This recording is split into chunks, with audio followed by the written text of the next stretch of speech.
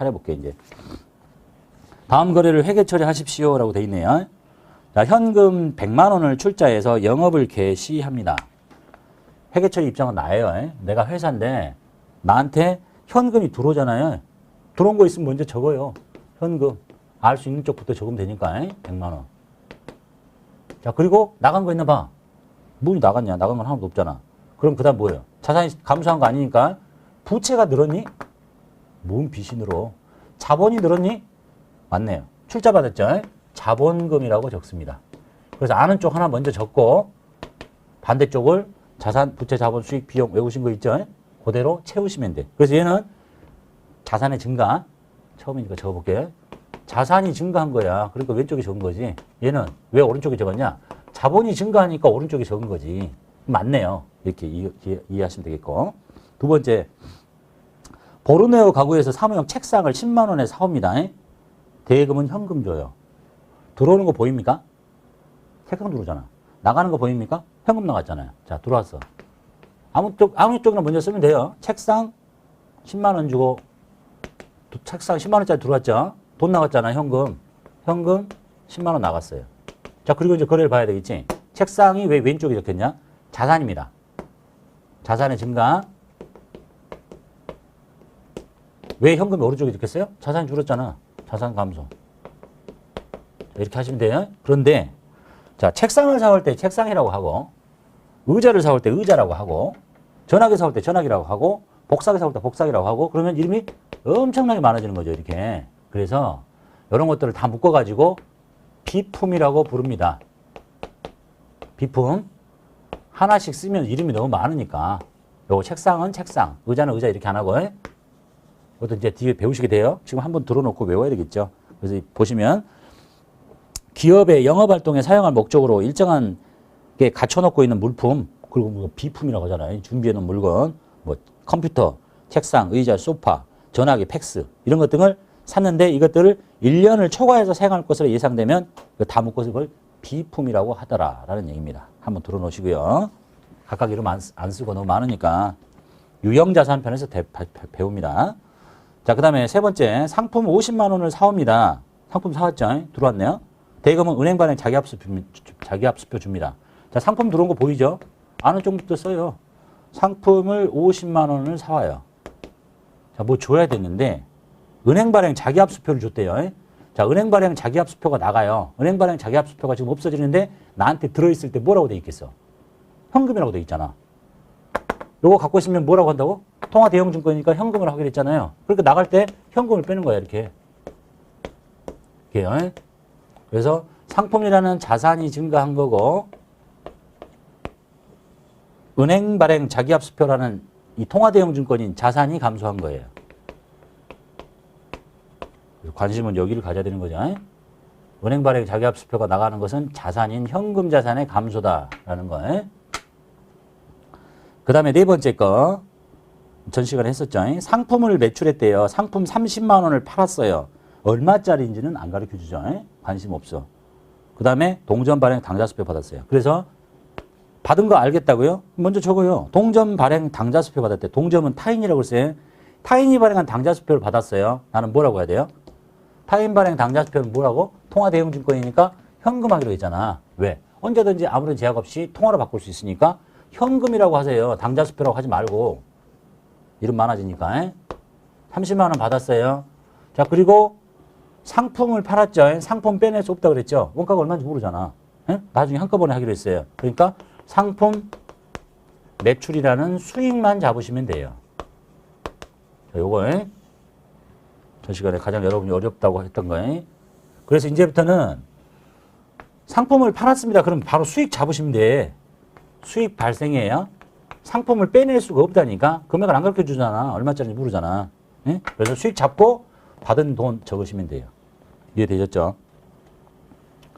자, 그래서 이제부터 분개를 하는데 이렇게 하는 거예요. 문제 읽다가 아는 쪽부터 먼저 적어. 출자를 받았다고? 이거 잘 모르겠다고? 돈 들어왔잖아. 일단 적어. 여기가 들어온 것이면 여기다 적고, 뭐가 나가면 이쪽으로 적으라 했죠? 들어왔잖아, 현금. 적어. 나간 게 없잖아? 그럼 그 다음부터 찾아, 이제. 자산이 줄었냐? 아니잖아. 부채가 늘었냐? 아니잖아. 자본이 늘었냐? 맞잖아. 수익이 생긴 건 아니잖아. 그래서 자본금 이렇게 채우시고. 자, 뭐 들어온 거 있어? 책상 들어왔대요. 책상이라고 하지 않고 비품이라고 부른다고 그랬죠? 비품 저거. 뭐 나간 거 있냐? 현금 넣었잖아. 현금. 자, 상품이 사왔네. 상품 들어왔잖아. 뭐 늘었잖아. 상품 저거. 뭐 나간 거 있냐? 차기압수표 줬잖아. 차기압수표가 나갔죠? 차기압수표가 나한테 뭐로 잡혀있어요? 현금으로 잡혀있잖아. 현금 빼. 그 다음에 상품을 팔았죠? 상품 빼내는 거 아니라고 그랬어요. 알 수가 없어요. 수익 잡아요. 또는 뭐 현금 받았잖아. 현금 먼저 줬고 여기다 적을 수 있는 게 뭘까? 자산이 줄었냐? 상품을 팔았다니까? 자산이 준 그 상품은 빼낼 수는 있지만 그 가격을 모르기 때문에 얼마짜리가 30만 원에 팔렸는지 모르기 때문에 분개 안 한다고 그랬어요. 그래서 수익 잡는다라고 정리하시면 되겠습니다. 자, 입력시 유의사항, 이건 이제 실제 자격시험에서 이렇게 일반전표 입력을 풀 때 요구하는 사항입니다. 한 번만 읽어보시면 되겠죠. 자, 조교와 기초코드 등록 및 카드 등 사용 여부란의 입력은 생략한다. 이게 무슨 말인가? 일단은 회사 4002번 쓰고 일반전표 입력 메뉴를 열어볼게요. 자, 특별한 말이 없으면 여기 있는 이 조교는 입력을 생략하라는 얘기고요. 그다음 뭐 기초코드 등록은 뭔지 뭐 화면에 나타나면 설명드리기로 하고, 이거 활성화 안 되죠. 사용하지 마라 이런 얘기입니다. 활성화 된다 하더라도. 그 다음에 채권 채무와 관련된 거래처명은 반드시 기등록되어 있는 거래처 코드를 선택하는 방법으로 입력해라. 즉, 이 계정 과목이, 여기 나오는 이 계정 과목이 혹시 채권이나 채무인 계정 과목이 나타나면 여기 반드시 거래처를 코드 번호로 이렇게 숫자로 입력하는 방식으로 진행해라는 이런 얘기입니다. 그렇지 않은 계정 과목은 입력하지 않아도 된다. 뭐가 채권이고 채무고 또 어떤 거를 거래처를 걸어야 될지 안 걸어야 될지는 이제 우리 현금 및 현금성 자산부터 손익계산서 계정 끝까지 다 가다 보면 알 수 있을 거예요. 아직 채권 채무를 배우지 않았으니까. 그 다음에 회계 처리할 때 계정 과목은 등록되어 있는 계정 과목 중에서 가장 적절한 걸 쓰시래요. 여기 계정 과목을 쓸 때 본인이 스스로 만들지 말고 입력되어 있는 것 중에 가장 적당한 걸 찾아라. 이게 자격시험에서 요구하는 조건이 되겠습니다. 그래서 문제 1번부터 볼게요. 여기 옆에는 이제 실제 기출된 회차를 의미하는 겁니다. 날짜는 1월 달부터 보겠습니다. 1월 1일 대원상회에 컴퓨터를 판매하고 상품 판매 대금 150만 원을 현금으로 받았습니다. 자, 이런 문제가 나타나면 이제 이론 시간에 배웠던 걸 정리하는 문제니까 문제를 푸실 때 이런 데다가 상품을 현금으로 받았구나, 팔고, 그럼 여기다 현금 쓰고 금액 적고 여기다 상품 매출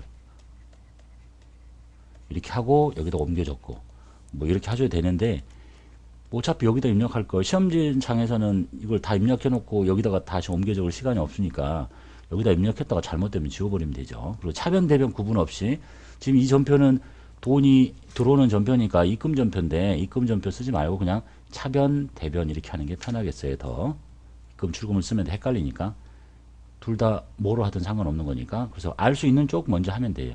상품을 팔았고 돈을 현금으로 받았다. 나는 현금이 늘어난 걸 먼저 알겠다. 계정 과목 이름 두 자리 치시는 거 알겠죠? 차변에 현금이라는 자산의 증가, 금액은 150. 그 다음에 날짜 치지 말고 엔터 쳐서 복사 받고, 대변에 상품 매출이라는 수익을 잡으면 되겠죠. 상품이 아니라 상품 매출이라는 수익입니다. 그래서 대변에 상품 매출이라는 수익, 차변에 자산의 증가가 만난 거래가 되겠네요.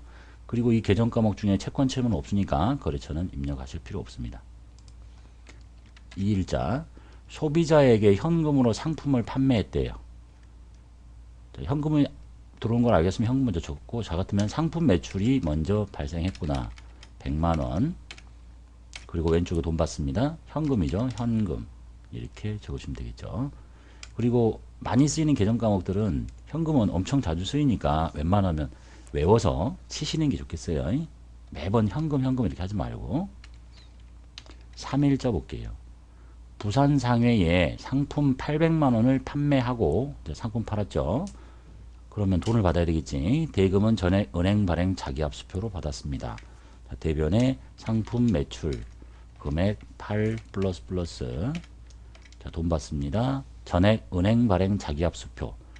은행 발행 자기합수표는 통화 대용 증권이니까 현금이라고 하시면 되겠죠. 상품 팔고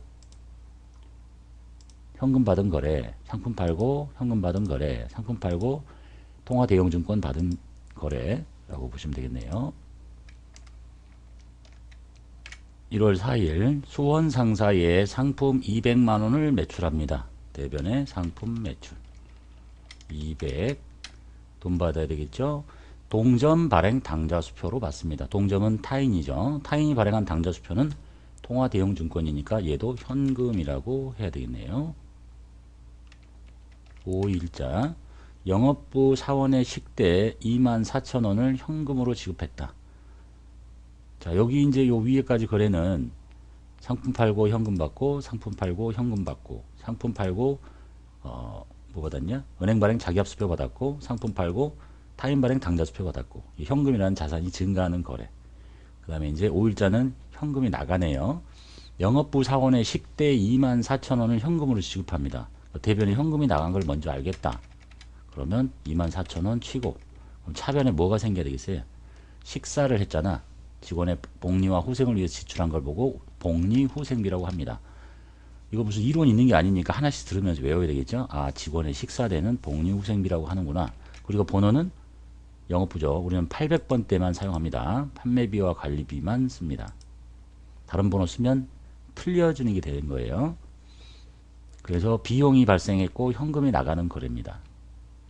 복리 후생비 기억하시고, 직원의 복리와 후생을 지출한 것들, 뭐 식사, 보조금, 경조금, 축의금 이런 것들을 복리 후생비라고 하더라라는 거 본과 동시에 암기하시려고 노력하셔야 되겠죠. 사무용 책상을 삽니다. 은행 발행 자기합수표 50만 원이 지급됩니다. 자, 사무실에 쓸 책상을 사는 걸 보고 우리는 비품이라고 합니다. 이름 외우셔야 되겠죠. 자, 뒤에 유형자산표에서 또 보실 거예요. 뭐 책상, 의자, 뭐 컴퓨터 이런 것들을 다 비품이라고 한다. 50만 원에 비품이라는 자산이 들었고 사왔으니까 돈을 줘야 되겠죠. 돈은 은행 발행 자기합수표로 줬어요. 은행 발행 자기합수표는 나한테 현금으로 잡혀 있는 거죠. 현금이 나가는 거래라고 보시면 되겠네요.